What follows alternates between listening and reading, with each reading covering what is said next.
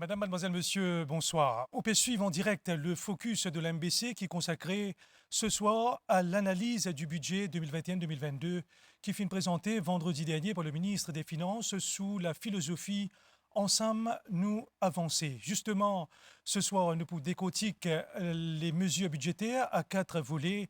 D'abord, l'économie, le social, les infrastructures et puis le développement durable. Et pour nous capables de décortiquer le budget, nous avons le plaisir d'accueillir trois invités sur le plateau. D'abord, nous avons Charles Cartier, économiste, vice-président de l'OTAM, Outsourcing and Telecommunication Association of Mauritius, aussi un ancien professeur d'économie. À côté de Charles Cartier, nous avons Manoj Ramdin, expert comptable, ancien au cadre de PwC, où il a 6 ans de carrière dans l'industrie ciment, et aussi où il a près de 20 ans de carrière dans le secteur pétrolier. Et à côté, nous avons Swadik Nuté, économiste également, actuellement, ou le chairman de Legacy Capital, aussi où il a une longue expérience dans le secteur financier, surtout le secteur bancaire et le global business. Chers invités, merci pour votre présence sur le plateau. Bonsoir.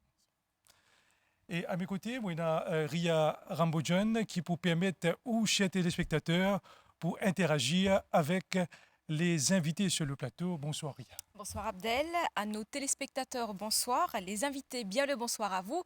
Donc, au fin d'Ali Abdel, nous, téléspectateurs, pour capable interagir avec nous, comment vous faire?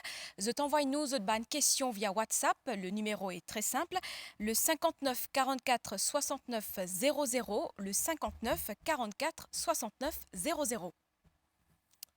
Merci Ria. Donc le numéro est bien noté. Pendant l'émission, nous vous prenons zot ban l'appel qui nous vous délègue à ban panéliste. Tout d'abord, nous faisons un premier tour de table, Charles Cartier, au fin suivre vendredi, comme tout le monde mauricien, le discours du budget. Qui le mesure fort qui vous retenir dans cet exercice-là? Abdel, moi, pas vous dire une mesure fort, moi, je vous dire plutôt la philosophie du budget. Parce que c'est ensemble, moi, je vous dire plutôt ensemble nous décoller. Parce que c'est une philosophie de reprise, c'est une philosophie d'une politique expansionniste, alors que beaucoup de monde qui peut dire peut-être besoin l'austérité, besoin dépenses, etc. Mais c'est une philosophie très positive qui a un coup de boost à l'investissement dans l'infrastructure et un coup de boost à l'économie. Et Manoj Ramdin, une première réaction sur le budget? Alors, quand nous regardons la philosophie du budget, nous prenons en considération qu'il ne peut faire face à une crise sanitaire qui nous prend nous en surprise début de l'année dernière et qui le gouvernement, avec une mesure bien courageuse, nous ne réussit contenir. Aujourd'hui, nous pouvons faire face à une deuxième vague de la pandémie. Et c'est toujours dans le contexte que le gouvernement il prépare ce budget 2021-2022 avec beaucoup de mesures d'espoir, avec beaucoup de mesures audacieuses, qui sont un challenge qui nous a pour relever. Et là, moi, je salue le côté Maurice Hill durable, le côté green energy et le côté protection de l'environnement, que le gouvernement peut mettre ressources pour que nous commençons à préparer nous pour nous venir à 60% d'énergie renouvelable 2030 et bien sûr après, dans quelques années, nous pouvons penser nous arriver à 100% énergie renouvelable. Et Swadik Nuté, une première réaction, le budget? Bon, le budget, il met la barre très haute. Donc, nous peut causer une croissance de 9% du PIB. Ça veut dire le budget, c'est-à-dire que nous parlons qu'il y a une augmentation dans la taxe, comme c'est le cas dans plusieurs pays. Mais par contre, c'est que le budget, il a une high expectation. C'est-à-dire, nous avons, premièrement, une ouverture de l'économie. Ouverture de l'économie, bon, bien sûr, les frontières vont ouvrir bientôt, mais aussi, vous trouvez par rapport à un PMI pour un expatrié, operational permit, il y a une ouverture pour attirer un étranger, un professionnel, et une ouverture aussi par rapport à un capital étranger, foreign talent, comme on dit. Et pour moi, si nous guettons pour moi, la mesure phare, c'est comment nous, un petit pays, mais seulement nous besoin pense grand.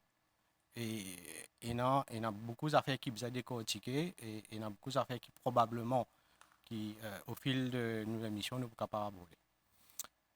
Les invités fin cause l'aspect philosophique du budget. Avant nous démarrer les débats sur le plateau avec ma mesure économique, mon propose, chers téléspectateurs, nous guette un extrait de la conférence de presse du Premier ministre et du ministre des Finances juste après la présentation du budget vendredi, côté le Premier ministre finétal surtout sur vision, sur l'objectif avec une mesure budgétaire.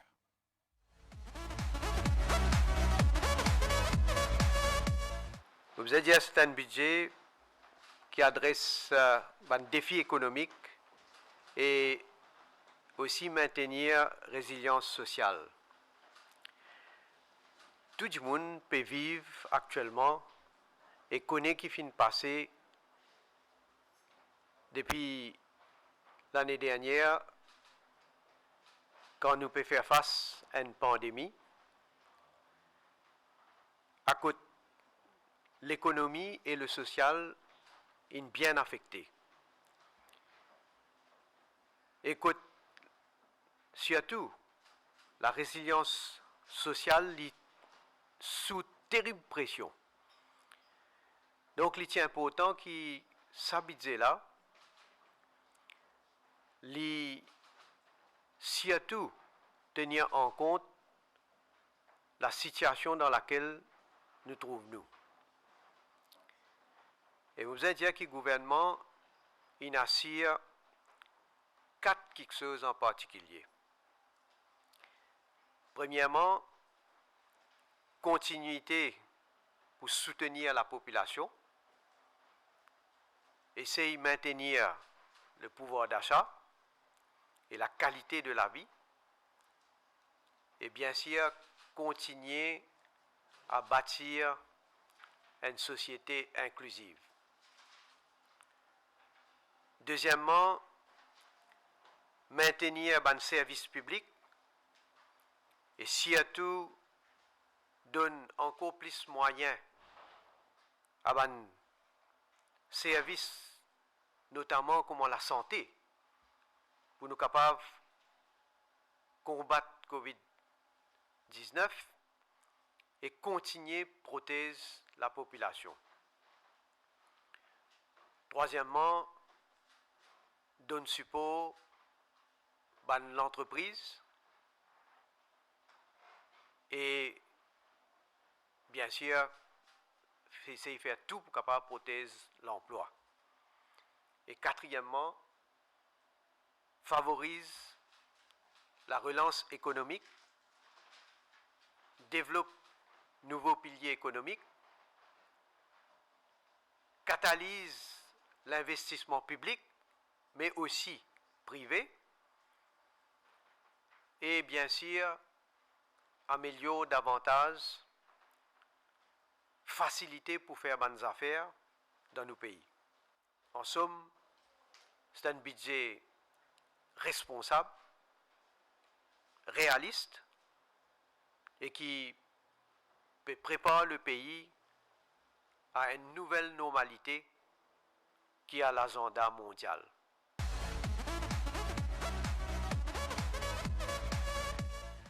Le fait qu'il nous vienne avec sa série de mesures-là, c'est qui pour nous soutenir sa reprise économique-là et nous accélérer nos reprises économiques.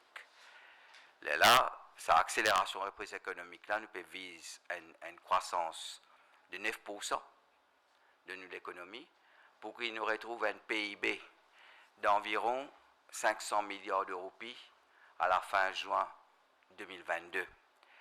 Nous croyons à l'année-là, c'est qu'il nous peut avoir une prévision que nous pouvons collecter environ 25% de revenus depuis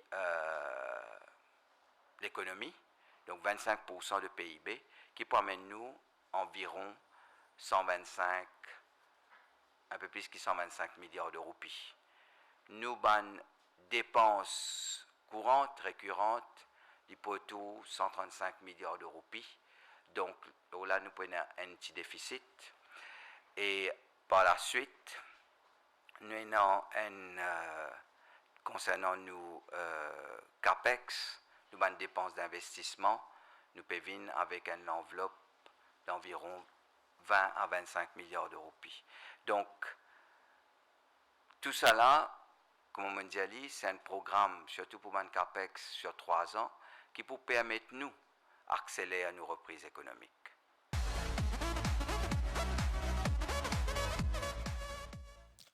Charles Cartier, le Premier ministre fin mettre l'accent beaucoup sur la philosophie de ce budget. Et nous trouvons dans page 3 du budget, qui le budget les pépote les 3 axes stratégiques, notamment redressement, renaissance et résilience, ces 3 axes qui, selon le budget, les pour guident les politiques économiques du gouvernement. Vous trouvez que c'est un modèle qui est capable de soutenir la relance? Bien sûr. Pour m'expliquer le public exactement qui est dans la philosophie, moi, raconter une petite histoire. Hein? Budget, hier vendredi, 2 jours après, tu es dans le G7.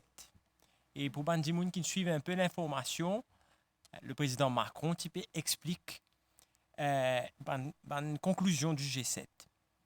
Première affaire, il cause le multilatéralisme et il cause le fait que tout le pays bien entendre pour faire une reprise par l'expansion et par l'investissement dans l'infrastructure.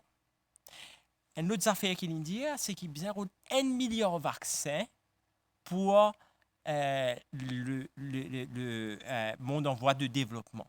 Au fur et à mesure qu'il m'a écouté le président Macron, m'a dans sur la main, m'a dans sur la main, m'a dit qu'il y a une copie budget du docteur Padayachi avec lui. Parce que au final, c'est que le G7 peut dire, c'est exactement la philosophie qui, 2 jours avant, il annoncé dans le budget. C'est-à-dire, dans le budget, nous trouvons un plan 65 milliards l'infrastructure. Exactement. Donc, ce plan d'investissement public dans l'infrastructure, les clés. Et c'est un choix très clair et c'est un choix qui marchait plusieurs fois. 2008, il marchait, mais nous remonte jusqu'à 1948, quand c'est dans le plan Marshall, que les États-Unis prennent 5% de ce GDP, l'investit en Europe pour reconstruction et nous gagnons 25% de taux de croissance en Europe grâce à sa politique d'investissement dans l'infrastructure. Donc, sa politique keynésienne qui finit choisie par le docteur Kishen Padayachi, c'est un choix très judicieux parce qu'on écoute certaines personnes aussi qui disent déficit budgétaire, tibizin coupe dépenses, etc. Mais surtout pas. C'était la dernière chose à faire parce que le contexte actuel nécessite ce type d'investissement. Mon rappel, c'est que Keynes dit Justement, si bien payer du monde pour fouiller trou et bouche trou, nous bien fait aller. Et là, pour nous, l'audience capable de suivre nous, qu'on peut cause la politique keynésienne, nous peut référer nous dans l'année 1930, quand il y a the Great Depression, soit décnuté. Donc, un petit peu multiplier effect pour relancer l'économie. Donc, c'est très important, comme Charles fait dire, Abdel, c'est que quand on fait un investissement, il y a différents types d'investissements dans différents secteurs. Donc, il y a l'effet multiplicateur. Il dépend de quel investissement on peut faire. Donc, plus vous faites un investissement qui peut donner une meilleure croissance dans le futur, plus le multiplier effect est fort. Et là, dans le budget, nous trouvons qu'il 65 milliards qui peut mettre la table pour drive l'économie dans 3 prochaines années. Vous trouvez ça, c'est un investissement approprié pour relancer l'économie? Écoutez, le plus important, c'est que quand on peut mettre l'argent dans l'infrastructure, et surtout, il y a une infrastructure qui peut faire le développement, qui permet qu'on ait un meilleur taux de croissance dans le futur. Il y a ce qu'ils nous appelait un value added. Et le retour, c'est la croissance qu'il a générée depuis cet investissement-là. Mais encore une fois, comme on dit, c'est le multiplier effect qui est très important. Et aussi, très important, quand nous faisons un investissement d'infrastructure, c'est qui le côté monitoring de things, de tout ça, un investissement qu'il nous peut faire. Et Manoj Ramzi, nous finissons écoute le ministre des Finances causer dans un budget, pas seulement une politique économique, lui aussi l'exercice de comptabilité. Le ministre des Finances fait une cause man chiffre, donc revenu, il peut dire qu'il a un revenu avec ma mesure, il est à peu près 27% de nos PIB, ma dépense, il est pour 32% de nos PIB. Quand nous faisons un petit calcul, nous trouvons que le déficit budgétaire pour la prochaine année financière, il est pour 5% du PIB. Est-ce que vous trouvez qu'il y a un niveau soutenable? Bon, il n'est pas fait plaisir à personne de préparer un budget avec un déficit budgétaire, mais nous devons faire face à la réalité aujourd'hui. Aujourd'hui, nous sommes dans une situation, nous devons mettre tout à fait dans le contexte. Nous sommes dans une situation bien compliquée, nous sommes dans une situation que nous avons beaucoup de visibilité, mais nous ne pouvons pas assez croiser les bras. Alors, le gouvernement peut venir audacieux, les peut dire comme ça, pour booster l'économie, alors nous pouvons mettre l'argent dans l'infrastructure. Alors, nous tous connaissons, nous prenons les basiques. Quand on a envie de faire progrès, quand on a envie de faire business, bien souvent, nous développons notre business avec l'endettement. Mais l'endettement par lui-même, ce n'est pas un problème. Ce qui nous besoin, c'est que nous besoin manage nos dettes. Et là, dans le budget, on prend engagement pour nous diminuer nos déficits et nos dettes dans l'avenir. Et alors, aujourd'hui, c'est une période difficile. Mais nous besoin injecter. C'est pareil, si mon business est marché pendant 15 ans, je fais face à une crise, mais je connais que dans l'avenir, crise là, pour derrière moi, mais aujourd'hui, je besoin sustain mon business. C'est pareil, je besoin sustain l'économie du pays. Mais il y a un endettement, c'est que nous pouvons faire, c'est nous guetter l'avenir, mais très très important, nous besoin manage the debt. Alors, besoin d'un debt management bien structuré, c'est ça qui est important. Et Charles Cartier, une bonne mesure clé qui finit annoncée dans le budget concerne le tourisme. Donc, c'est un secteur qui est particulièrement affecté, qui est le plus affecté même, nous capables de dire, avec la COVID-19. Et que là, le budget puis annonce réouverture nos frontières. D'abord, un touriste en réseau à partir le 15 juillet 2021 et puis à partir le 1er octobre 2021 pour une ouverture un peu plus prolongée auprès des autres touristes. C'est bien évidemment sous une strictes conditions sanitaires, un touriste pour bien vacciné, besoin d'un test PCR. C'est un peu un modèle qui peut adopter à travers le monde. Vous trouvez l'approprié, le moment opportun pour nous aller dans cette direction-là? Exactement. Mon pensée, c'est qu'il est important aujourd'hui pour le secteur touristique et tout bon opérateur qui tourne autour du secteur touristique, c'est gagner visibilité de ce qui peut arriver dans le futur. Donc, plusieurs éléments. On donne une date, les progressifs, le 15, je peux bien rester à l'hôtel pendant 14 jours, le 15 juillet, mais à partir du 1er octobre, à partir du moment qu'ils sont munis d'un test et qu'ils ont fait 2 vaccins, je peux libre accès. Et ce n'est pas une décision qui prend à la légère, ça. C'est une décision qui est testée dans plusieurs des autres pays. Si je te connais dans l'euro en ce moment, aujourd'hui, tout bon spectateur qui rentre dans un stade euro, il en a 2 critères là. Full vaccination, c'est-à-dire les 2 doses, et le test PCR donne accès à un stade. Donc, un expert, je connais que le risque qui est relié lorsqu'il remplit ça des critères-là, il est très faible. Donc, il est très important, donne sa visibilité là à un acteur économique, mais moi, je peux dire, dans les autres mesures aussi, au niveau de Integrated Hotel Scheme, et non, une mesure qui peut mettre en place, qui peut permettre de rendre l'investissement dans une entreprise hôtelière. Et c'est un boost d'oxygène qui peut donner ça à un hôtelier là qui a beaucoup de problèmes au niveau de trésorerie, etc. Et c'est un boost qui est très important, une flexibilité que je peux gagner. Pas oublier, le gouvernement aussi prend l'engagement continuer toute bonne mesure de soutien jusqu'à la veille de l'ouverture totale. Pour le public à suivre ça donc jusqu'à les 30 septembre 2021. Exactement. gouvernement pour payer Et- le Wage Assistance Scheme dans le secteur Exactement. de Et l'hôtellerie. ça peut venir depuis l'année dernière, ça soutient là. Ça soutient là, c'est très, très important. Déjà l'année dernière, pas beaucoup de pays ne fait ce qu'il nous fait Maurice. Donc, c'est vrai que le secteur est fragilisé, mais il réussit à tenir, il réussit faire de sorte qu'il est là. Maintenant, bien, encourage réinvestissement dans mon établissement hôtelier et non aussi le budget pour faire le marketing de Maurice. Et non aussi derrière ça, d'autres secteurs qui gravitent un petit peu autour de l'hôtellerie, où vous trouvez le silver economy, qui est un petit peu similaire, hein, mais qui est un petit peu relié, quand nous peut atteindre 50 000 retraités pour Ville Maurice. Donc, tout ça, pour redonner une boost et pour permettre l'économie reprendre. Un petit peu, comment dire, l'auto sur batterie faible, nous faisons pousser un petit peu pour les redémarrer, et c'est ce boost-là qui nous peut gagner. Et là, nous prenons une première série de questions avec Ouria. Certainement, Abdel. Donc, nous finissons de recevoir pas mal de bonnes questions de nos bonnes téléspectateurs et c'est toujours le cas.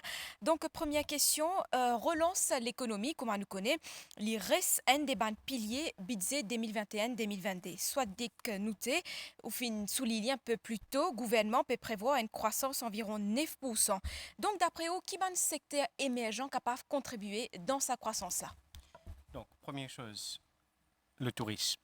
Comme je te connais, le tourisme, ce ratio dans la croissance, il y a à peu près, dans PIB, directement, c'est 9 à 10%.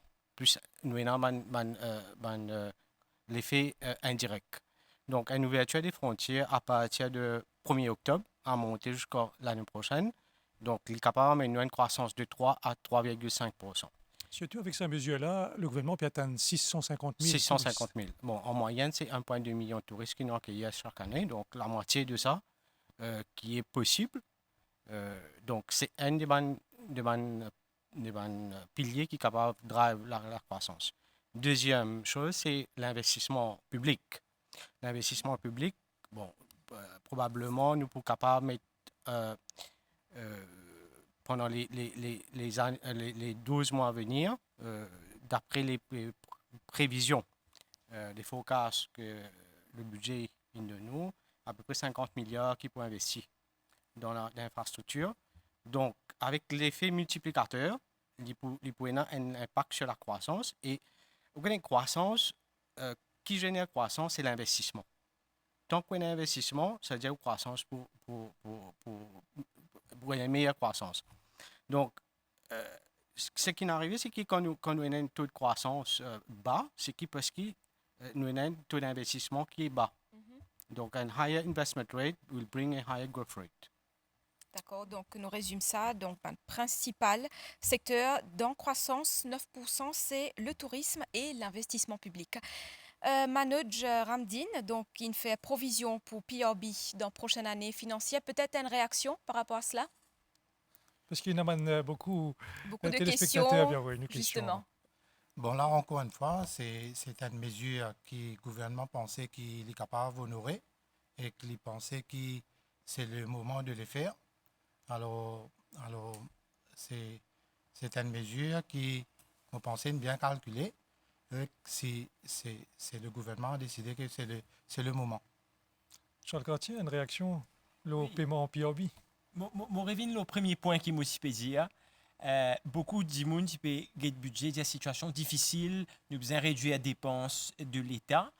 Ça aurait été la pire des bêtises de faire ça. Donc, aujourd'hui, le gouvernement peut prendre l'engagement de l'OPRB. Il est très important parce que c'est vrai que l'investissement, comme Soadik peut dire, il drive la croissance, mais la consommation aussi drive la croissance. Si la consommation baisse, ou il y a une décroissance de l'économie. Donc, il est important de maintenir le niveau de consommation et soutenir le salaire fonctionnel. Il est important dans ce contexte et tout ce qui peut faire aussi comme investissement public et investissement privé, parce que nous aussi peut prévoir 27 milliards d'investissements privés avec tout ça de mesures-là. Donc, il faudrait qu'au niveau salarial, des deux côtés, public et privé, il y ait un maintien et un ajustement qui permettent de soutenir la consommation des ménages.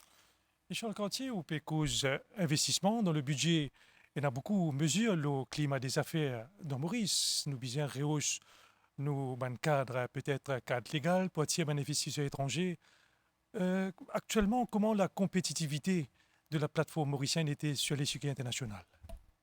Oui, à ce niveau-là, je connais nous 13e dans la liste of ease of qui est un très bon rang. Hein, donc, j'espère nous pour améliorer encore dans prochaines publications. Nous très bien vu pour plusieurs raisons, parce que l'île Maurice, c'est un marché ouvert. Avec l'annonce du budget aujourd'hui, et non un certain nombre de mesures qui mettent en place pour faciliter l'investissement. Donc, et non, entre autres, la digitalisation de tout ban de procédures pour ban entreprise, registration, etc. Donc, il y a cette digitalisation qui peut mettre en place, et ça pour aider au niveau ease of doing business. Donc, ça est très important, mais le fait que le gouvernement prend une approche expansionniste, aide aussi à encourager l'investissement privé. Nous n'avons pas de mesures au niveau tout ban industrie, nous capables cause de l'industrie textile qui côté non un certain nombre de mesures liées au taux d'intérêt leasing pour qui ban entreprise textile réinvestit dans l'équipement, et ça ban mesures-là pour permettre à reprendre la production, mais aussi encourage l'investissement dans ce type de secteur. Enfin, la monde prend une industrie, mais non, sur toutes les autres industries, et non pas de mesures qui, dans le budget, qui encouragent cet investissement privé. Et notre Ramdine, Charles Cartier peut dire il y a beaucoup de mesures dans le budget qui encouragent l'investissement ou en contact dans le monde des affaires, où on a une longue expérience dans le secteur pétrolier, dans le ciment, là où General Manager une compagnie dans Freeport Development. Comment le pouls était dans le monde des business à Maurice? Est-ce qu'il y a un feel-good factor après le budget? Oui, il y a une mesure qui continue à analyser en détail dans le budget. Et nous pouvons mettre beaucoup l'emphase sur le développement du secteur manufacturing.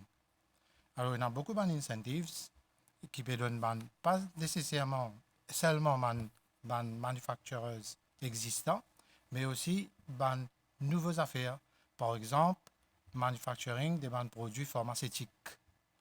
Donc, on a annoncé dans le budget, le gouvernement a même annoncé qu'à travers ce fonds, il y a 1 milliard qui peut injecter pour construire un laboratoire qui peut capable fabriquer des vaccins. Alors, le gouvernement a beaucoup de mesures, de bonnes mesures pour attirer les investisseurs. Premièrement, c'est qu'il a simplifié les certificats qui aujourd'hui, IDB ou les autres institutions données, nous permettent à 3 certificats: Investment Certificate, Export Development Certificate, et puis un Premium Certificate, où le Premium Certificate, où l'investisseur est capable de négocier sur un incentive, qui est très intéressant. Par exemple, si nous pouvons ouvrir l'économie pour qu'ils nous investissent dans le secteur énergie renouvelable. Alors là, nous pouvons cause éolienne, nous pouvons cause solaire. Alors ça, les demandes investissement étranger. Et là, on peut trouver il y a beaucoup de facilités. Par exemple, où il y a un scheme que tu es capable de gagner 8 ans, zéro taxe. Pour le secteur exportateur, les manufactureurs, ils payent 3%. Il y a beaucoup de avantages, les freight rebate, etc. Et là, par exemple, le gouvernement a annoncé dans ce budget que le secteur Freeport pouvait être un secteur important, parce que le secteur Freeport, c'est une plateforme qui permet à Maurice de travailler en 2 continents, principalement l'Asie et l'Afrique. Alors, jusqu'à tout récemment, dans le secteur Freeport, pas si un droit de faire manufacturing. À un certain moment, si un droit de faire, après nous nous arrêter pour nous comply avec ban règlement international. tout le manufacture dans l'export industry, qui est food, qui est textile et autres, je paye taxe 3%. Alors aujourd'hui, il y a une mesure budgétaire qui me dit que ça manufacturier, je gagne droit aussi, vient setup dans Freeport Zone et je bénéficie même l'avantage. Et ça, nous ne pas tant ça, nous dans le secteur, nous discutons, nous faisons beaucoup de brainstorming parce qu'il y a un investissement dans le pipeline à la hauteur de 5 milliards de roupies qui vont développer puis attendre pour investir et nous ne pas attendre cette mesure-là pour nous bâtir parce que nous avons beaucoup de demandes de compagnies étrangères qui rodent l'espace dans le Freeport Zone pour manufacturing purposes. Pas uniquement textile, là, quand on pense manufacturing, il y a technologie, même faire des panneaux solaires, technologie, téléphone, etc. Justement, Manager Ramdine Ndiali, panneaux solaires, nous cause l'énergie renouvelable et que là, le budget finance des nouveaux secteurs qui pour créer, pour relancer l'économie, un côté dans l'énergie verte et que l'autre côté, il y a l'industrie pharmaceutique qui pour trouve les jours dans Maurice. À nous guetter un reportage.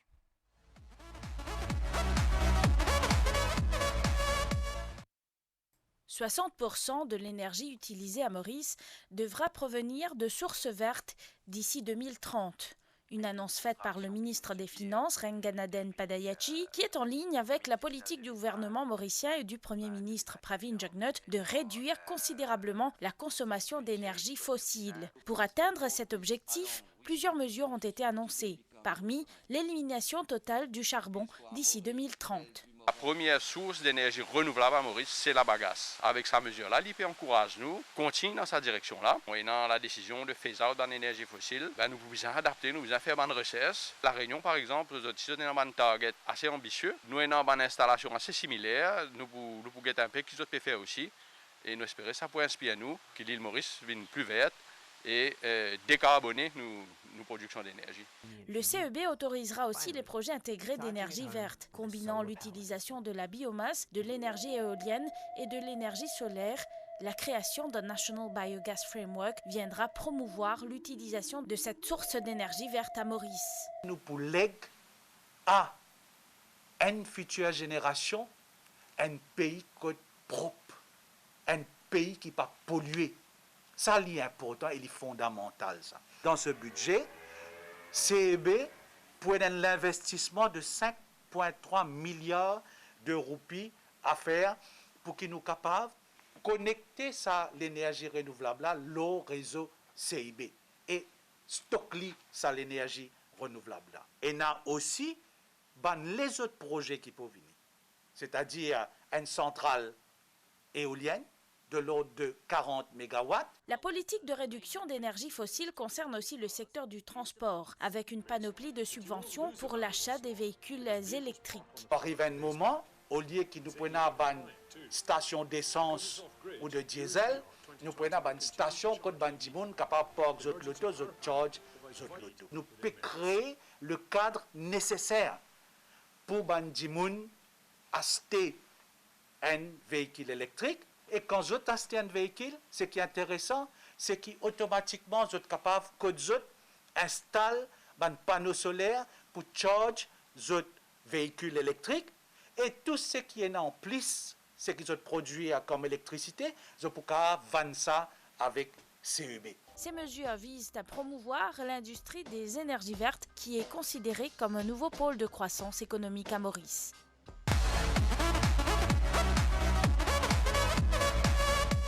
Dans le monde, l'industrie pharmaceutique génère à elle seule plus de 1000 milliards de dollars par an et son taux de croissance est en forte hausse, encore plus avec la pandémie de la COVID-19. De ce fait, les autorités veulent créer une nouvelle industrie manufacturière locale pour la production de vaccins et de produits pharmaceutiques. Il y a beaucoup de création d'emplois en premier. Et aussi prix des médicaments pour impacter en même temps par rapport au coût de fret qui nous est en ce moment. Et c'est une bonne initiative, effectivement, parce que l'IPO promote au fait l'intérêt de plusieurs manufacturiers pour venir implanter à Maurice et l'IPO facilite la création de nouveaux à l'usine à Maurice. Désormais, ces entreprises seront taxées à hauteur de 3% au lieu de 15%. Plusieurs exemptions seront offertes aux développeurs pour faciliter l'implémentation de leur entreprise. Elles pourront aussi bénéficier du Premium Investor Certificate. Comme le marché est très petit et un batch size pour un manufacturing plant est très gros, alors nous pouvons aller beaucoup sur l'export aussi pour que les usines qui peuvent fabriquer des médicaments soient capables de se soutenir dans le futur. Il y a beaucoup de logistique qui besoin mettre en place pour suivre tout le domaine international et pour demander de gros investissements et c'est surtout un investissement de l'étranger. Le gouvernement a évoqué le souhait de produire des vaccins anti-Covid-19 à Maurice et va accorder 1 milliard de roupies au Mauritius Institute of Biotechnology. Merci Sarah Ono et Roshana Samal pour le reportage. Et là, soit nous peut trouver un nouveau secteur qui peut émerger. Et Maurice donc puis entame une diversification de ce pilier économique. Retrouvez-nous dans la bonne direction. Bon, première chose, l'énergie renouvelable.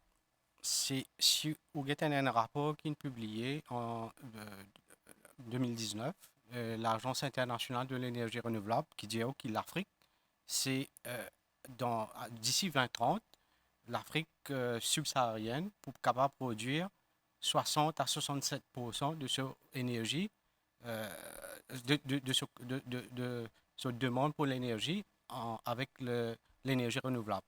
Donc ça cadre avec notre philosophie, avec l'objectif de ce budget.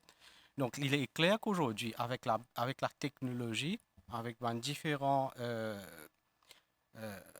différentes innovations qui finissent dans la technologie pour fabriquer l'énergie verte, donc il y a une opportunité immense. Et il ne faut pas oublier que l'énergie verte aussi pour faire nous économie sur les importations de l'énergie fossile, qui représente aujourd'hui à peu près 15% de nos importations totales. Donc définitivement, c'est une ouverture qui nous besoin et peut-être nous prend retard et c'est jamais plutôt tard que jamais. Donc là, nous devons accélérer. Nous avons beaucoup d'objectifs qui nous atteignent par rapport à nous 2030 pour nous arrive à produire 60% de l'énergie verte. Et l'autre secteur, c'est bien sûr la pharmaceutique et la biotechnologie. Avec COVID, nous réalisons aujourd'hui que c'est important qu'il nous ait probablement un laboratoire qui produit médicaments aussi, produit vaccins, comme on dit. Et là, le gouvernement, il met le paquet. Bon, lui-même, il a envie de mettre 1 milliard dans un institut de biotechnologie, mais également partir d'un investisseur pour développer cette plante à Maurice, probablement avec l'idée, c'est d'exporter vers les pays voisins. Et Charles Cartier, peut-être dans où secteur, beaucoup plus dans le secteur BPO, externalisation, comment se peut accueillir une mesure? Tout d'abord, ce qui nous a connu, c'est que le secteur ICT BPO, c'est un des seuls secteurs qui connaît une croissance pendant sa période difficile là. Et nous ayons heureusement une ressource formidable à Maurice. Et là, si nous guettons un petit peu, c'est qu'il nous investit jusqu'à maintenant en termes de formation. Nous avons réussi à faire une certaine transition de bandimoun qui fin perdu au travail dans les autres secteurs. Nous finissons réussi à amener les autres vers nos secteurs. Mais ce qui est très intéressant pour nous, c'est le développement de ce Digital Industries Academy qui pour justement permettre bandimoun qui pas dans nos secteurs viennent vers ce secteur avec un stipend qui que nous prenons l'aide du gouvernement, un stipend de 15 000 roupies pour tout bandimoun qui a envie de rentrer dans cette industrie-là. Je fais un appel aux jeunes, je fais un appel à tout bandimoun qui aujourd'hui pas trop connaît en termes de carrière, côte pour aller. Nous secteur là depuis les années 2000 et nous sommes en croissance tous les ans. Et pendant la période du Covid, La raison pour laquelle ce secteur est très important, parce que c'est un secteur qui soutenait tous les autres secteurs. Nous avons par exemple un client qui gagne une crise, un client dans l'aéronautique, mais à côté, nous avons aussi une compagnie pharmaceutique qui vient guetter le secteur ICT BPO et qui vient demander un service. Donc nous avons toujours la possibilité de gagner de la croissance parce que quand un côté, un secteur pas marche bien, il y a toujours un autre secteur qui marche bien. Et c'est toujours besoin service ICT ou service Business Process Services. Et surtout là, OPECOS en tant que plus gros opérateur dans le secteur. Là. Oui, moi aussi, dans la responsabilité, moi dirige la plus grande entreprise ICT BPO à Maurice. Et d'ailleurs, cette année-ci, nous payons 20 ans. Qui a un très grand succès. Nous avons 3000 personnes qui travaillent pour nous. Et actuellement, à côté de nous, et dans tout le secteur, nous avons beaucoup d'offres d'emploi. Donc, c'est pour ça qu'ils m'ont fait cet appel-là aux jeunes intéressés à l'informatique, intéressés aux services qui nous, dans l'entreprise, provide à une grande multinationale. Parce que nous clientèle n'est pas locale. Nous clientèle, c'est une multinationale. Et tout le temps, nous avons une possibilité de grandir dans ce secteur-là. Merci Charles Cartier. Là, Ria Rambojon nous prend une autre série de questions. Effectivement, Abdel. Donc, c'est un adage très connu. Quand le bâtiment va, tout va. Justement, secteur construction qui contribuait à hauteur 4,4% de nos PIB. Donc, un mesure qui, sans nul doute, finit retenir l'attention de plusieurs Mauriciens. Nous pécose là le Home Ownership Refund. Soit dit que nous comment ça mesure-là, est capable de relancer secteur construction? Bon, première chose, c'est qu'il y a une mesure juste pour un an. Donc, il y a une mesure à court terme. Il y a une mesure pour un an, donc ça veut dire que du monde qui est dans l'intention pour acheter la case ou acheter un terrain, c'est le moment de le faire, à partir du 1er juillet. Donc, certainement, il y a une boost pour le secteur parce que, comme on nous connaît, l'année dernière, nous avons gagné une décroissance avec ce qui nous connaît, la pandémie. Et donc, comment dire, c'est un boost qui nous peut donner et ben jeune surtout qui est dans l'intention de faire un projet et surtout aujourd'hui quand la situation économique nous peut bien redémarrer l'économie donc it's a good decision. Yeah. Peut-être une autre question, Ria? Oui, Abdel. Donc, même pendant la période de crise sanitaire, Manoj Ramdin, nous trouvons que le développement dans le pays n'a pas fini arrêté. Donc, que ce soit au niveau du système de train ou encore rénovation et même construction les autres infrastructures. Comment investissement dans le train est-ce qu'il assure développement nous l'économie?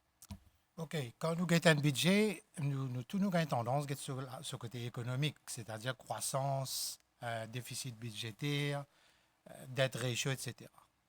Mais il est important aussi quand nous préparons un budget, nous avons le côté social, nous avons sécurité, nous mangeons. Parce qu'à la base, tout ce que nous avons envie de faire, nous dépend de nos human resources, de nos populations. Alors, quand on arrive dans une situation, il faut nous réfléchir. Quand nous sommes en développement là, vous avez tout du monde.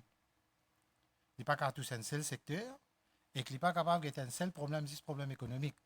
Alors là, il est important de trouver quand il y a une grosse pluie, comment nos compatriotes souffrent.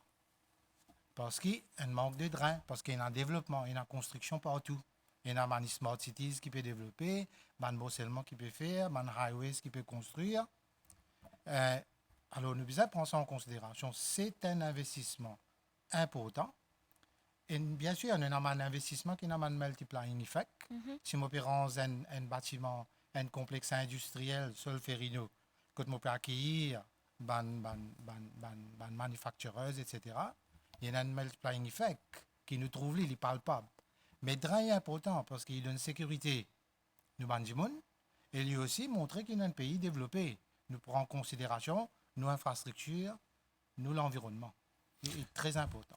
Et là, l'agriculture aussi est un gros composant dans le budget, surtout la canne à sucre pour bien planter. Et là, avant nous entamer une discussion sur le plateau, Nous proposons nous un reportage sur une mesure budgétaire qui concerne les planteurs, canne à sucre, et puis il y a aussi les pêcheurs qui finissent être concernés par le budget. Un reportage signé Adjagan Rungen, Manisha Djouti et Kendi Mangra. Le secteur de la canne à sucre n'a pas été laissé de côté par le gouvernement. L'introduction du Biomass Framework avec toute sa panoplie de mesures permet aux planteurs d'envisager l'avenir sainement. Ainsi, tous les planteurs percevront 3,50 € par kilowatt d'électricité produite à partir de la bagasse. Pour chaque tonne de sucre pour la bagasse, ils seront rémunérés à hauteur de 3 300 roupies la tonne. Les autres mesures budgétaires incluent un prix garanti de 25 000 roupies par tonne pour les planteurs produisant jusqu'à 60 tonnes de sucre pour la récolte 2021. Toujours pour la récolte 2021, les planteurs produisant jusqu'à 60 tonnes de sucre bénéficieront d'une exonération de la prime d'assurance payable au Sugar Insurance Fund Board et d'une subvention de 50% sur les engrais. La moitié des coûts liés à la certification, au test et à l'accréditation en vue d'atteindre des normes telles que Bon Sucro leur sera remboursable. Pour mieux encadrer les petits planteurs, un cane replantation scheme sera aussi mis en place. Un entrepôt moderne de stockage de sucre de 150 000 tonnes est également prévu à Richter.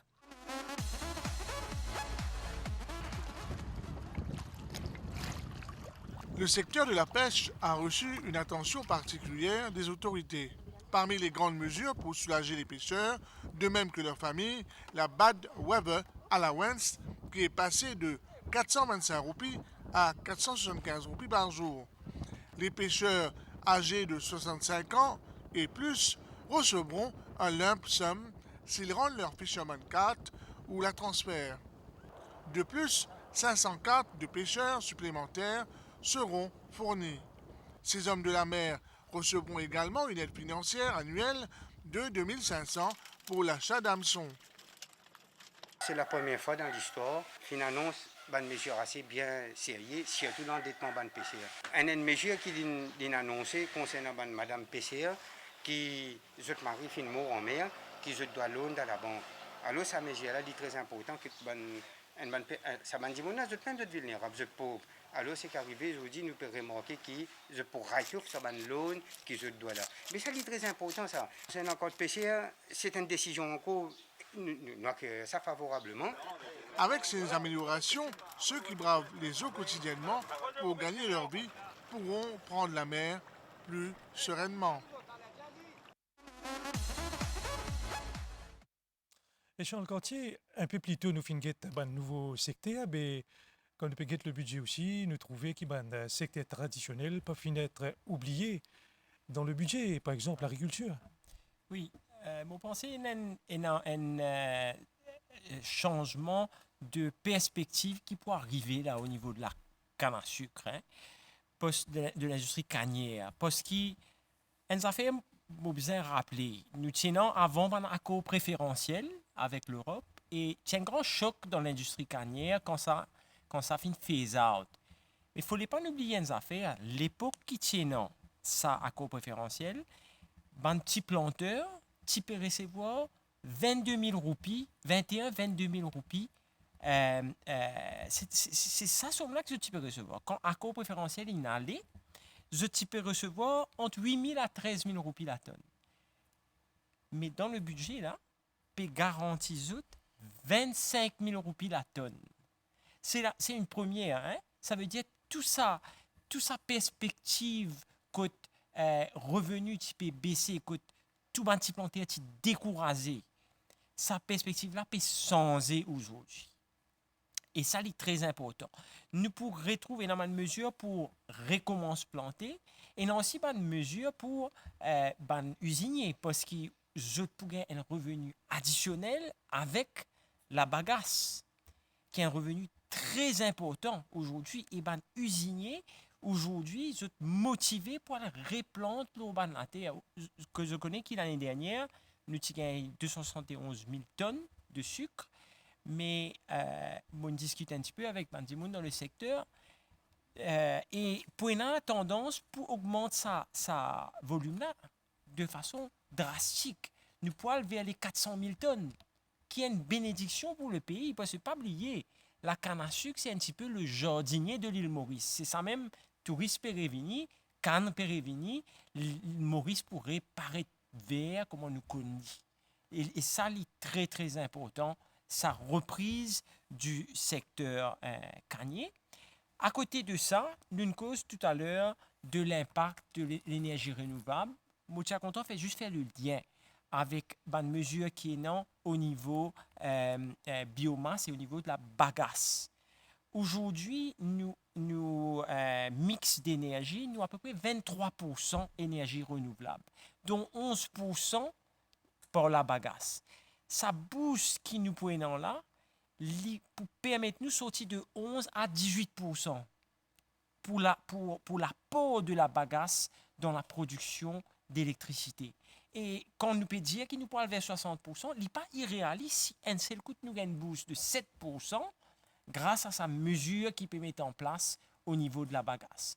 Donc, c'est très important. Il peut ajouter aussi à la mesure que le ministre Léjon Goy expliqué dans le reportage. Et donc, 60%, c'est quelque chose de réalisé. Il y a une symbiose entre l'industrie agricole et l'énergie renouvelable.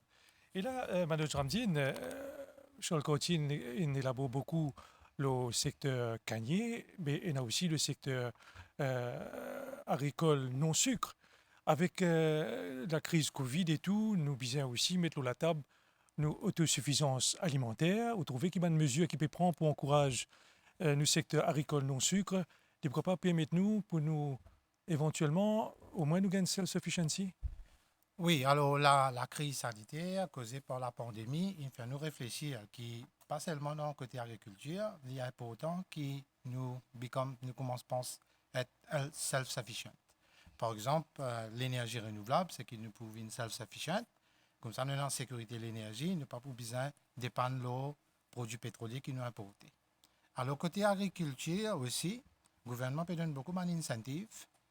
Et comme Charles dit, nous pouvons retourner dans l'origine. Aujourd'hui, il peut encourager le back gardening. Nous tous pouvons faire back gardening longtemps. Aujourd'hui, nous pouvons encourager le back gardening, nous pouvons encourager les planter pour donner d'autres facilités véhicules, pour donner d'autres facilités tracteurs, etc. Alors là, nous pouvons retourner à la source et que nous trouvons un réservoir de 1000 arpents de terrain géré par l'Edscope Mauritius qui est à la disposition de la population pour qu'ils viennent en avant, je prends ce terrain-là et je commence à cultiver ce terrain-là. Et là, je profite de l'occasion pour faire un appel à mes jeunes. C'est ma opportunité. C'est une opportunité qui était dans le budget. L'agriculture, le secteur manufacturing et aussi le secteur énergie renouvelable, c'est l'occasion pour eux rentrer là-dedans. Parce qu'il y a beaucoup de facilité.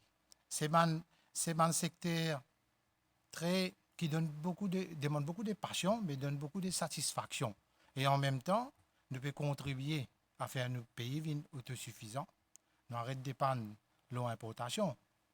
Parce que la crise nous montre nous besoin de faciliter nos logistiques, mais en même temps, nous sommes capables de cultiver, nous sommes capables de produire pour le marché local. Et là, ça dit que nous avons, Mme Ramdine, fin soulever un point très important, puis encourage les jeunes pour joindre dans le secteur émergent, l'énergie renouvelable, la thé, etc.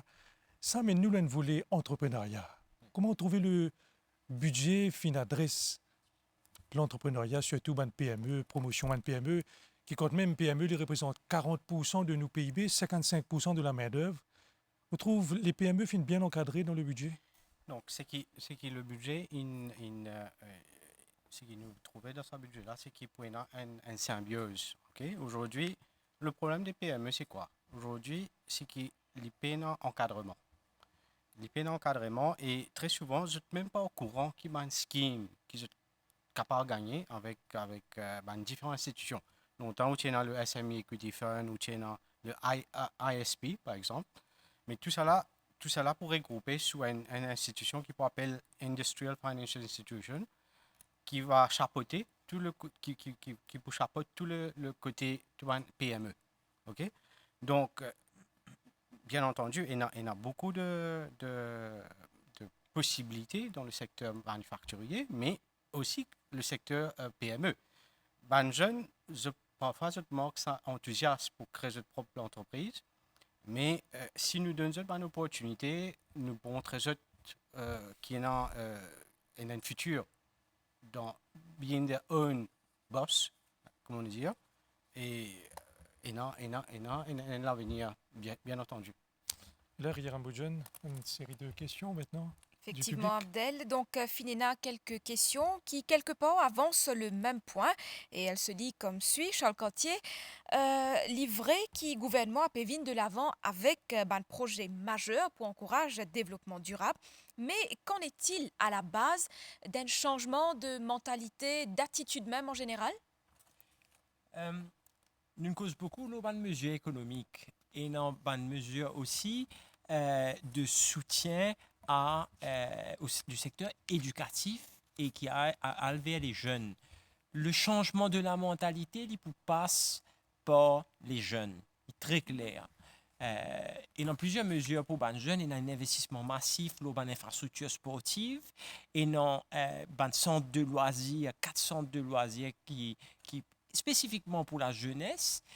Donc, ce qui est important aujourd'hui, c'est qu'à travers nos systèmes éducatifs et à travers le regroupement de jeunes, que nous passons ce message-là en termes de protection de l'environnement. Et la responsabilité aussi est beaucoup dans les mains de la population et des parents pour donner l'exemple. C'est nos responsabilités, c'est nos générations, nos responsabilités donnent l'exemple à les jeunes de ce qu'ils bien faire et surtout de ce qu'il ne fallait pas faire. Parce que c'est ça le gros problème. Donc ça, il y a au-delà du budget ce sujet-là.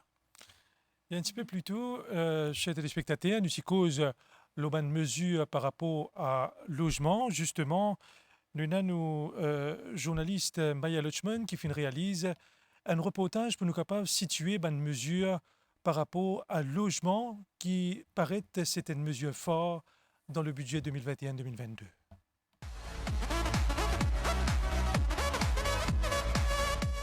En ligne avec la politique Un toit pour tous prônée par le Premier ministre, 12 milliards de roupies iront à la construction de 12 000 unités de logements sociaux.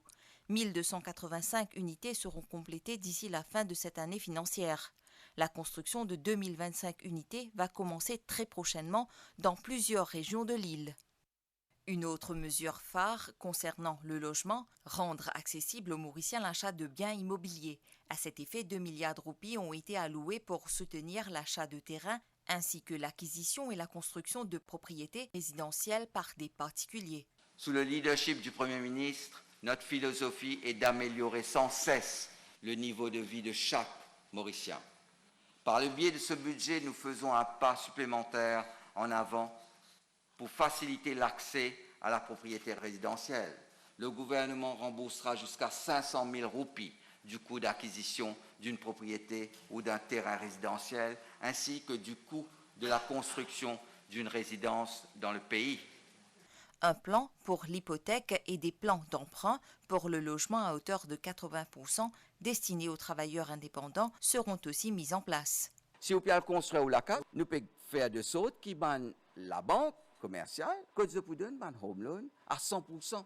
Pour la première fois, nous pouvons venir avec une mesure pour que tout self-employed, dans sa capacité de repaiement, s'il peut déclarer ce revenu, etc., et tout ban du monde qui le contrat, je peux gagner un home loan jusqu'à 80% de la valeur du bien.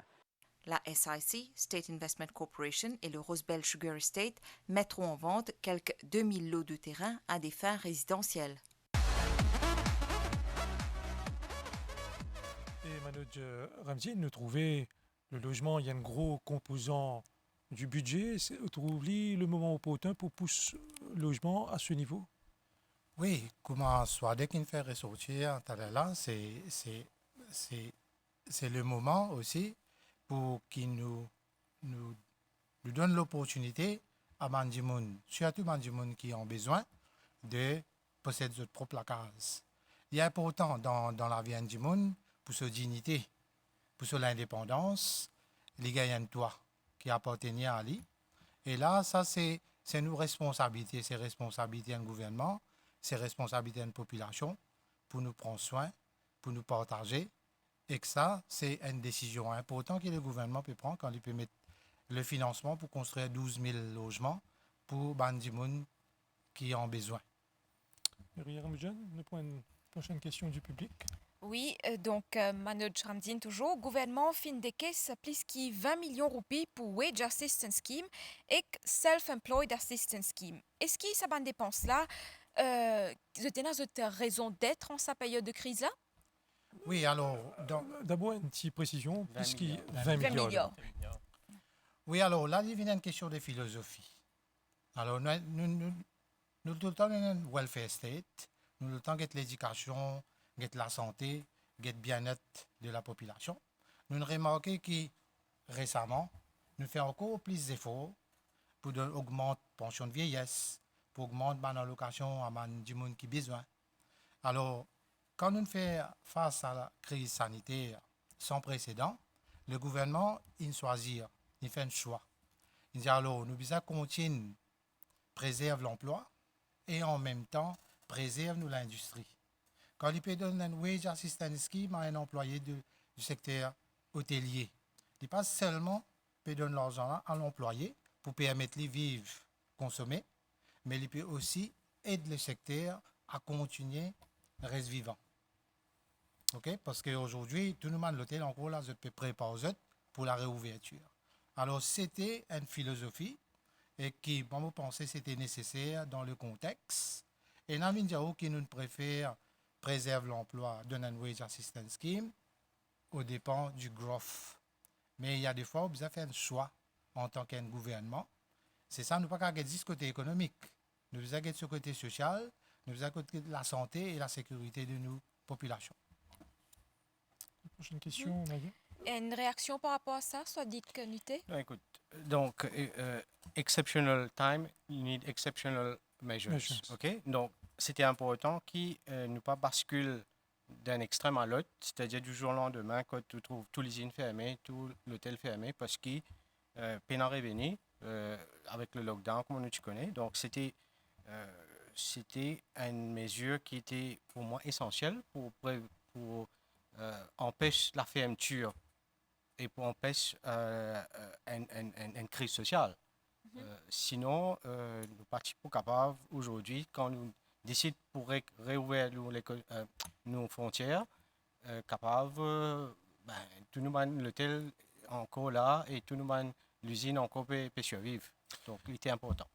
Et Charles Cartier, il y a aussi une question, le transport terrestre, surtout avec métro qui finit annoncé pour relier 4 bornes à la fin de ce mois-là, pour allier Cuepip à la fin 2022. Le gouvernement aussi cause investissement 4,5 milliards pour allier Rosil a réduit en passant par Eben.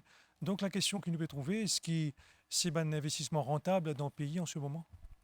Oui, c'est un investissement très important et nous besoin replacer dans plusieurs contextes. L'efficience économique, souvent, est reliée à qui nous capacité de déplacer nous dans un pays. Aujourd'hui, quand un employé paie le produit et qu'il y peut passer une heure de temps et demi à cause d'embouteillage, sa productivité, sa capacité l'y réduit. Bon, même pas à cause les conséquences sociales, parce qu'il peut payer 10 à une heure de temps et demi. Là. Il est capable de passer avec ses enfants. Donc aujourd'hui, le métro lui permet ça l'efficience économique. Donc ça, c'est un aspect.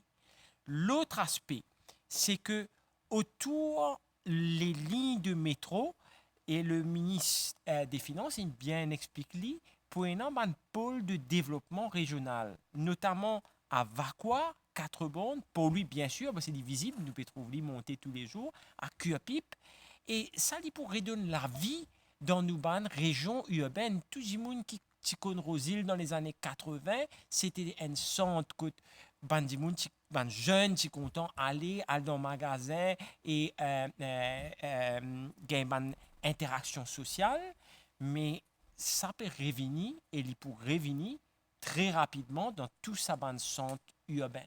Donc, il est très important pour l'efficience économique et il crée une dynamique d'économie dans sa région urbaine.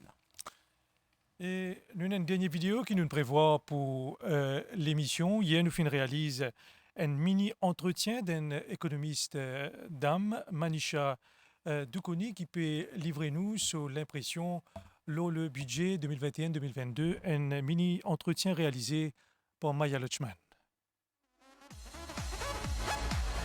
C'est un budget qui est assez innovant parce qu'il, par exemple, pour mettre en place une manufacture, pour faire un vaccin dans le pays, c'est avant-gardiste. Maurice, pendant longtemps, il focus sur le service. Donc, services financiers, services tourisme, etc. Nous bisons aussi maintenant à ce qu'on appelle goods. Ça veut dire produire des affaires dans le pays. Et des affaires que nous pouvons produire dans le pays, ce n'est pas pareil comme quand tu es dans une usine longtemps, que tu peux faire t-shirt, etc. Nous bisons de l'avant. Ça veut dire des affaires plus innovantes que nous sommes capables de faire. Niveau de développement, il est assez haut et nous sommes capables de commencer à entreprendre cela. Et non aussi donc tout ce qui est l'économie verte, par exemple, tous les projets par rapport à renouvelables, circular economy, etc. En même temps, ce qui est important, c'est que le budget les guette aussi un secteur comme les PME. Il y a un conseil de soutien qui est donné pour les PME pour être capable de développer. Donc, ce n'est pas juste dans la création de nouveaux pillars, c'est aussi dans soutenir les pillars qui existaient et faire ces pillars-là expandre. Vous pensez, toute l'industrie du tourisme, tu peux attendre quand pour ouvert. Il y a une échéance claire, c'est-à-dire le 15 juillet, après en septembre-octobre, trouver qui est capable de l'hôtel qui commence à préparer. Un dimanche, quand il peut venir, il n'est pas pour le même touriste qui peut venir en 2019. Donc, type de touriste pour changer. Donc là, il y a un travail à faire au niveau des hôteliers, au niveau de la stratégie même, pour revoir sa offre qui est capable de mettre en place pour accueillir un nouveau type de touristes qui peut venir. Le budget, il maintenir un soutien comme le Wage Assistance Scheme, aide beaucoup parce que empêche une conseil d'entreprise, comment dire, mettre du monde dehors. Les autres soutiens que le gouvernement peut continuer à donner à Bandimoun, par exemple, la réinsertion, c'est-à-dire réinsertion dans le sens économique, formation Bandimoun pour qu'ils soient capables, s'ils ont perdu ce travail, ils soient capables de gagner les autres travail dans un autre domaine, etc. En même temps, dans un concept l'endroit, il y a récemment beaucoup d'inondations et donc le côté social se voit aussi par rapport à comment on peut mettre en place différents systèmes de drains, etc. et à travers le pays. Et là, nous prenons une dernière question du public. Ria Ramboujan, avant nous faire un dernier tour de table. Effectivement, Abdel. Donc, nous pouvons gagner beaucoup de questions relatives à la pension. Soit dit que nous comment le gouvernement peut réussir soutenir ça malgré situation, contexte difficile, donc sécurité sociale, qui occupe quand même un part très majeur dans le budget. Donc, certainement, la partie welfare state, il pèse assez lourd, il pèse bien sûr très lourd dans nos budgets de l'État chaque année. N'oublie pas que dans la vie, rien n'est gratuit. Donc, ça veut dire que pour nous capables de payer ça, le gouvernement a besoin d'un revenu. Donc, ce que le gouvernement, le budget peut prévoir c'est-à-dire pour avoir beaucoup plus pour générer plus de revenus pour l'État, c'est-à-dire nous avons besoin d'une croissance économique, nous avons besoin que l'économie tourne plus vite. Et c'est pour ça que nous avons besoin d'investissement, nous avons besoin d'attirer des étrangers, des talents étrangers, des capitaux étrangers, ce qu'on appelle le FDI. Mais ça qui peut capable permettre nous, le pays, pour générer la croissance, pour générer et l'État gagne un revenu à travers, bien sûr, la TVA, les différentes taxes. Mais si les prévisions pour l'année prochaine, donc, il est toujours là. Hein, ça veut dire qu'il ne peut pas soutenir. Mais dans le futur, bien sûr, nous ne pas connaître qui arriver. Et là, Charles Cortier, la régie, spécialement, nous arrive presque à la fin de l'émission. Donc, un dernier tour de table. Nous commençons avec vous-même. Donc, le ministre des Finances annonce un Project Implementation and Monitoring Agency pour implémenter toutes les mesures budgétaires. Vous trouvez que c'est un channel approprié? Oui, c'est très important, cette agence-là, parce que si nous guettons bien le budget-là, il y a beaucoup de relations en bas de mesure. Là, on expliqué entre la mesure par rapport à la bagasse, comment ça a l'impact l'environnement, comment ça a un impact aussi sur la relance du secteur agricole. Mais si vous avez tout bonne mesure là, il y a ça interrelationship là. Donc si nous ratons là-dedans, il y a une conséquences qui pour un petit peu concerne beaucoup de secteurs. Donc le monitoring de sa implémentation là, il est pour bien scrupuleux et c'est le nerf de la guerre. Bizarre réussit faire tout ça un investissement public qui finit planifié là pour qui derrière nous avons un effet multiplicateur qui peut booster l'économie et qui peut permettre à la croissance. Et cette croissance-là, c'est ça qui peut aider, finance le budget de l'État. Parce que quand on a la croissance, ça veut dire qu'il y a tout une taxe qui gouvernement il a déjà en place, sans qu'il y augmente, il y a un revenu additionnel qui vient là-dedans. Donc le monitoring de toutes les mesures est primordial. Et là, donne-nous quelques secondes encore au régime ou intervention. Yes. Donc, ce qui me peut dire, c'est que la façon dont on qualifie ce budget-là, c'est un budget qui est très audacieux, qui, heureusement, parfois, n'écoute certaines personnes qui peuvent dire baisse dépenses, qui peuvent dire faire attention au déficit budgétaire. Le déficit là, il est contenu, il est 5%. Et parfois, il touche le welfare state, qui est très important, parce qu'il monte un économiste d'un Big Four qui peut dire peut-être pension, nous typisons faire les targeted et sortir dans sa logique de pension universelle. Donc, ce n'est pas le moment. Heureusement, donc le maintien du welfare state, c'est très précieux et ce budget-là garantit le maintien de ce welfare state tout en investissant et donnant le coup de pouce à l'économie pour que la machine reprend et que la croissance est au rendez-vous. Manoj Ramdin, expert comptable. Oui, alors moi, mon vie adressement à jeunes, ce budget-là donne une opportunité beaucoup à jeunes. Quand nous avons l'énergie renouvelable, qui me pensait un topic bien important que le budget prend, c'est qu'il a, il peut prendre en considération l'agriculture, l'environnement,